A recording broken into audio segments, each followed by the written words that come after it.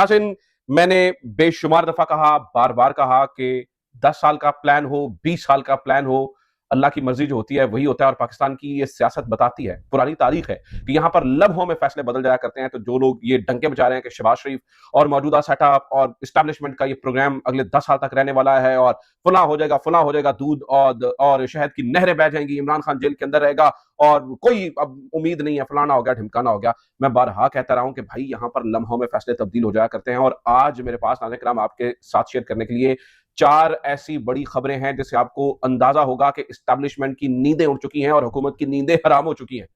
ये जो 4 खबरें मैं आपके सामने रखने वाला हूं, इससे आपको अंदाजा होगा कि इस्टेब्लिशमेंट की नींदें उड़ चुकी हैं और हुकूमत की नींदें हराम हो चुकी हैं। तो 10 साल का तो प्रोग्राम क्या, मुझे इसे अभी ये मौजूदा प्रोग्राम भी बहुत पहले, बहुत जल्दी, यानी कि आगे तो जो होगा होगा, ये जो मौजूदा प्रोग्राम है ये भी बहुत जल्दी और बहुत पहले बढ़ता हुआ नजर आ रहा है। मैं चारों खबरें बगैर किसी तमहीद के तफसील के साथ आपके सामने रखना चाहता हूं।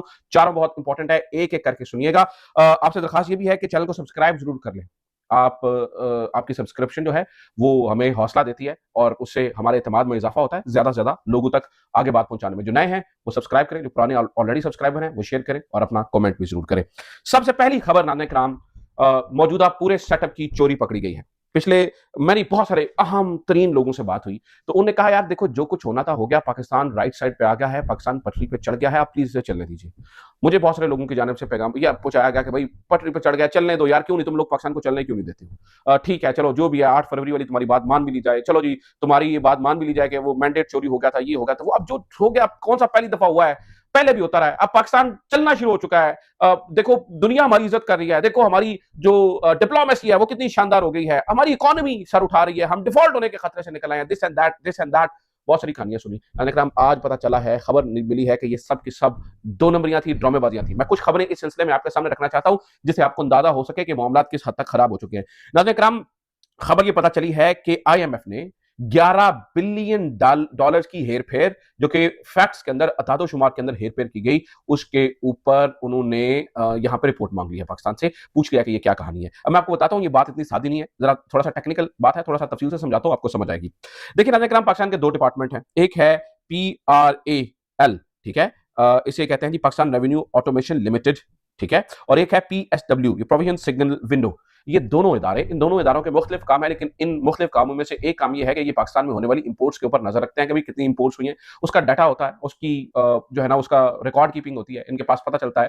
इनके बहुत सारे फंक्शंस होते हैं, बहुत सारे काम होते हैं। मैं ये नहीं कहता हूं कि सिंपल साधन का ही काम होता है, लेकिन डाटा रिकॉर्ड इनके पास हो रहा होता है, माफ कीजिएगा, कि भाई क्या हुआ। अब पिछले 2 सालों के अंदर नाज़रीन किराम, पिछले 2 सालों के अंदर पता ये चला कि PSW कुछ और फिगर्स बता रहा है और PARL कुछ और फिगर बता रहा है, और ये दोनों फिगर्स में 11 बिलियन डॉलर्स की एक फर्क नजर आ रहा है। अब आप कहेंगे ये आप अदादो शुमार में, नंबर में, हेराफेरी में इतनी बड़ी बात क्या है, मैं आपको बताता हूं क्या बात है। नाज़रीन किराम, इसका मतलब ये हुआ कि जो इंपोर्ट हुआ पाकिस्तान के अंदर सामान, उसके अंदर नंबर्स कम शो किए गए हैं, कम शो किए गए हैं। किस लिए? करंट अकाउंट डेफिसिट जो कि आपका है उसे, यानी करंट अकाउंट डेफिसिट से ये पता चलता है कि किसी भी मुल्क की माली हालत कैसे चल रही है। यानी करंट अकाउंट डेफिसिट क्या होता है, आप कितने पैसे के, सादा समझाता हूं, ऐसे थोड़ा सा कॉम्प्लिकेटेड मैटर, सादा, आप भाई कितने की इंपोर्ट्स कर रहे हैं, कितने के एक्सपोर्ट्स कर रहे हैं, आप बेचते कितने का सामान है और खरीदते, यानी कि अगर आप कितने सामान दूसरी दुनिया को भेजते हैं, उससे आपको क्या रेवेन्यू आता है, और आप जो दूसरी दुनिया से सामान खरीदते हैं उसके लिए आपको कितना खर्चा करना पड़ता है। सिंपल, आपकी आमदनी और खर्चे में के फर्क को जो है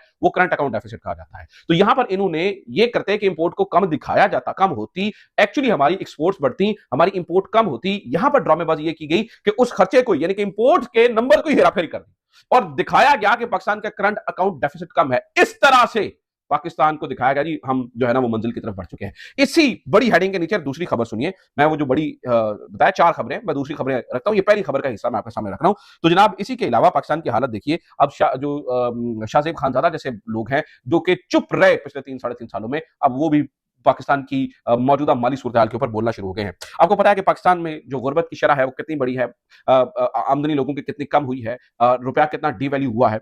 पता ये भी लगा है नाज़रीन किराम कि पाकिस्तानी रुपए को मसनूई तरीके से मुस्तहकम रखा गया है।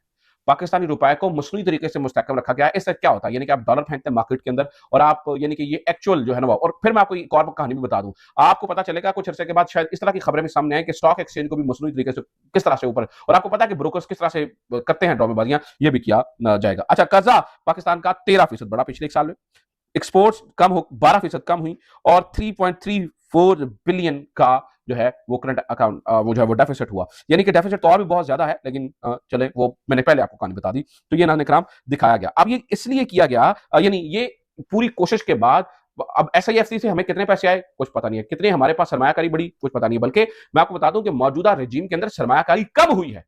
तो नाज़रीन इकराम जो कहानियां आपको सुनाई जाती हैं, जो मुझे और आपको दिखाई जाती हैं नाजरीन, उसके पीछे बहुत बड़ी गेम होती है। यानी कि सब अच्छा नहीं है, यानी कि कोई ऐसी कहानी नहीं है कि भाई पाकिस्तान राइट साइड पे चल पड़ा है, पाकिस्तान राइट साइड पे चल पड़ा है और नहीं जी नहीं हो यार चलने दो, यार चलने क्यों नहीं देते, चलने क्यों नहीं देते। ये है खेत सवा इस मौजूदा रजीम की परफॉर्मेंस है। दूसरी बड़ी खबर सुनिए आपको सुनकर, और वो कहते हैं सुनता जा शर्माता जा, सुनता जा शर्माता जा। नाज़रीन इकराम पता चला, फाइनेंशियल टाइम्स ने ये बताया कि Pakistan coach US pitch with a new Arabian Sea foot, कि पाकिस्तान ये कह रहा है, पाकिस्तान ने अमेरिका बहादुर को ये बताया है और ये कहा है, यानी कि जहां पर बहुत सारी चीजों के हमने ऑफर्स किए और बहुत सारे मामला कहे, पाकिस्तान की हमारी जो एस्टैब्लिशमेंट है खासतौर पर वही इस वक्त फैसले कर रही है उन्होंने, और या मौजूदा हुकूमत है, चले दोनों ने मिलकर हाइब्रिड रजीम ने, पाकिस्तान के हाइब्रिड रजीम ने अमेरिका को ये कहा है कि आप पसनी के अंदर, जो कि ग्वादर से तकरीबन, और ये ग्वादर जिला के अंदर ही आता है, 14 किलोमीटर दूर वाक़ है, वहां पर आप एक अपनी सी पोर्ट बना लीजिए। वो कि इससे पहले बहुत ज्यादा, चूंकि जब ये फाइनेंशियल टाइम्स से खबर आई सामने तो बहुत ज्यादा इसके ऊपर क्रिटिसिज्म हुआ, बहुत सारे लोगों ने बहुत सारी बातें की, लेकिन बाद में बताया गया नहीं देखिए ये कोई फौजी बेस नहीं बनाने के लिए कहा जा रहा है, ये कमर्शियल तौर पर एक पोर्ट कहा जा रहा है। सिक्योरिटीज राय ने यह भी बताया कि देखिए हमने अपना फायदा देखना है, ये चीजें देखनी है, और ये जो सी पोर्ट है नाज़रीन इकराम जिसकी खबर फाइनेंशियल टाइम्स ने लीक की, इसके प्रपोजल बड़ी खबर नहीं है, इसका लीक होना नाज़रीन इकराम बड़ी खबर है। पता नहीं इसके अलावा और क्या क्या हमने ऑफर किया कि भाई आप ये भी कर ले, ये भी कर ले। और मैं बारहा कहता हूं कि इसके पीछे सिर्फ एक वजह है कि इमरान खान को अंदर रखा जाए। आज इमरान खान की सालगिरह भी है,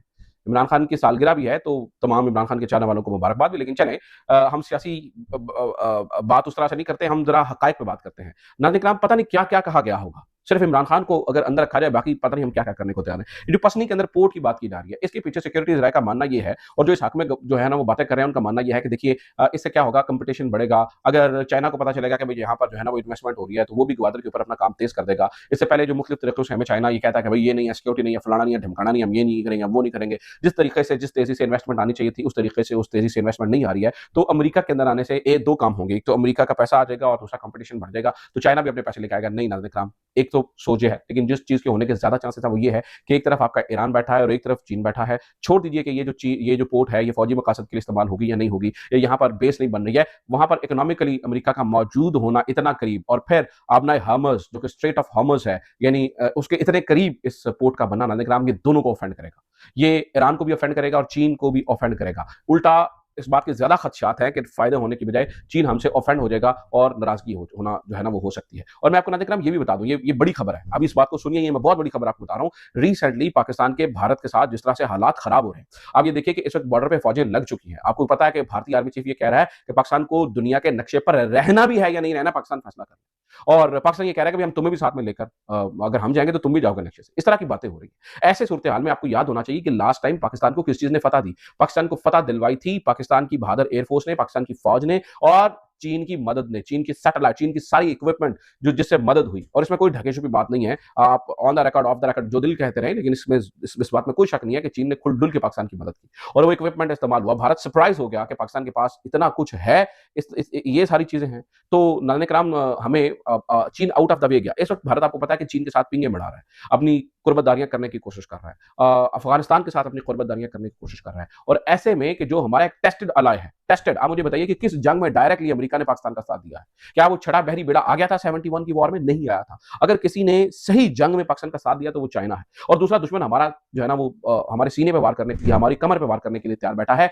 ऐसे में what do you think, what do you believe, आपका ख्याल क्या है, आप क्या समझते हैं कि पाकिस्तान को चीन के साथ मजीद ताल्लुकात बेहतर करने चाहिए या लपकना चाहिए? और मुझे एक बात बताइए कि अगर देखिए पाकिस्तान की इकोनॉमी की सूरत हाल मैंने इससे पहली खबर में आपको बताई है, जो कुछ पिछले 3 सालों में हुआ है, पाकिस्तान की इकोनॉमी को फर्क पड़ा है खेत से हवा। नाज़रीन यही तो वो चाहते हैं, अमेरिका और ये मुख्तलिफ ममालिक यही तो चाहते हैं। वो शुरू में से क्या करते रहे हैं, वो शुरू से यही करते रहे हैं कि भाई पाकिस्तान को जो है ना वो एक दी जाए, एक लालच दी जाए कि भाई हमारा काम करो, ठीक है, हम तुम्हें जो है ना वो हमारे लिए काम करो। और पाकिस्तान की पुरानी हुकूमतें आपको पता है कि काम करती भी रही हैं, पाकिस्तान की पुरानी हुकूमतें किस तरह से ओबलाइज करती रही हैं अमेरिका को। क्या पाकिस्तान की इकोनॉमी बेहतर हुई? क्या पाकिस्तान के हालात बदले? पता नहीं, हमें पहले क्या क्या कहानियां सुनाई गई हैं। अगर नहीं बदले तो अब कैसे बदल सकते हैं? सादा सवाल यह है कि अब ये सब कुछ करने से हमें क्या फायदा होगा। लेकिन नाज़रीन कराम अगली खबर सुनिए, उसे भी ये खबरें लीक जो हो रही हैं नाज़रीन कराम, उससे काम खराब हो रहा है। इनका होना बड़ी बात नहीं है, लेकिन इनका लीक होना बड़ा बड़ी बात है और इसी से जो है ना वो एस्टैब्लिशमेंट के लिए भी परेशानी का सबब बनी हुई है ये चीजें, और गवर्नमेंट की तो नींदें उड़ी हुई हैं। एक और खबर सुनिए नाज़रीन कराम, वो ये है कि Pakistan pitches noble crypto and rare earth minerals to woo Donald Trump. अब डोनाल्ड ट्रंप को खुश करने के लिए बताया जा रहा है जी, और ये पहले जनाब जहाज रवाना भी हो गए हैं। पहले जहाज बताया जा रहा है रवाना भी हो गए हैं, मेरे ख्याल से 500 टन के करीब बताया जा रहा है जी पहले रेयर अर्थ मिनरल्स और जो चीजें जो है ना वो चाहिए अमेरिका को, इसकी तफसील अभी सामने आ जाएगी, लेकिन बताया जा रहा है कि वो पहली एक शिपमेंट जो है, वो पहले जहाज जो है वो रवाना हो चुके हैं और ये जो शिपमेंट है ये अमेरिका में पहुंच रही है। तो इससे ये भी खबर लीक हो गई। अब क्या किस तरह से डील हुई, क्या डील हुई, क्या मुआहिदा किया जा रहा है, पार्लियामेंट को एतमाद में लिया गया, नहीं लिया गया, पार्लियामेंट को क्या कहा जा रहा है, क्या समझाया जा रहा है, नाज़रीन कराम कुछ नहीं बताया जा रहा, कुछ भी नहीं बताया जा रहा और कुछ भी इस तरह की चीजें नहीं हो रही है। ये तीसरी बड़ी खबर है जो कि इस वक्त एस्टैब्लिशमेंट को शदीद परेशान किया हुआ है। चौथी बड़ी खबर नाज़रीन कराम जो एस्टैब्लिशमेंट को परेशान किया, गो कि इस वक्त बहुत कुछ एस्टैब्लिशमेंट के हाथ में है, गो कि सियासी जमातें इस वक्त देख रही हैं एस्टैब्लिशमेंट की तरफ, वो जो कहते हैं वो इशारे पे वो हो जाता है। लेकिन नाज़रीन कराम there is an interesting situation which is emerging in Punjab and KPK that is very very interesting. Two things are happening. Number one, Peoples Party and जो पाकिस्तान मुस्लिम लीग नून है, इन दोनों के दरमियान बढ़ती हुई रिफ्ट नाज़रीन कराम एक बहुत इंटरेस्टिंग सूरत-ए-हाल को दिलचस्प बना रही है, यानी कि दिलचस्प सूरत-ए-हाल को मजीद दिलचस्प बना रही है। गो के पीपल्स पार्टी की डोरें अबू जी के हाथ में है पुरानी, और वो इशारा जो करेंगे बड़े घर से जो इशारा होगा वही होगा, लेकिन अंदरूनी खाना इतने इख्तलाफात, और फिर आपको पता है ये इख्तलाफात एक छोटी सी चीज के ऊपर खराब हो जाते होते हैं, बड़ा कुछ हो सकता होता है। ऊपर वाले जो एस्टैब्लिशमेंट है उनके लिए भी कुछ हालात बहुत अच्छे नहीं है, क्योंकि वो भी हॉट वाटर्स में है, तो पीपल्स पार्टी को हो सकता है ग्रीन सिग्नल मिल जाए कुछ ना कुछ करने की। तो ये सूरत दोनों के लिए खराब हो रही है। फिर केपीके के अंदर नाज़रीन कराम आपको पता है यानी सूरत खराब हो रही है। एमल वली खान ने आपको पता है कि उस ब्रीफ केस के उठाए हो जाने पर जनरल नासिम को तनकीद का निशाना बनाया, और जनरल नासिम पे तनकीद करने के बाद उन्हें उनके बारे में जो है वो बताया गया कि भाई इनसे सिक्योरिटी वापस ले लें, ये कर दी जाए, वो कर दिया जाए, जिसके ऊपर अली अमीन गंडापुर साहब जो है वो उन्होंने कहा कि नहीं नहीं नहीं उनकी सिक्योरिटी वापस नहीं ली जाएगी और कुछ इस तरह की बात नहीं होगी। लेकिन नाज़रीन कराम बाद में आपको पता कि पता चला कि उनकी सिक्योरिटी वापस ली जा रही है, क्योंकि वज़ीर आला ने कहा कि सिक्योरिटी वापस नहीं लेने, लेकिन इसके बावजूद पुलिस वाले वहां से हटाए जा रहे हैं। तो इधर भी उनके दुश्मन पैदा हो रहे हैं, पंजाब के भी दुश्मन पैदा हो रहे हैं मौजूदा रजीम के, और पंजाब में भी दुश्मन पैदा हो रहे हैं मौजूदा रजीम के। तो चीजें कुछ बहुत अच्छी नहीं है, गड़बड़ होती हुई नजर आ रही हैं।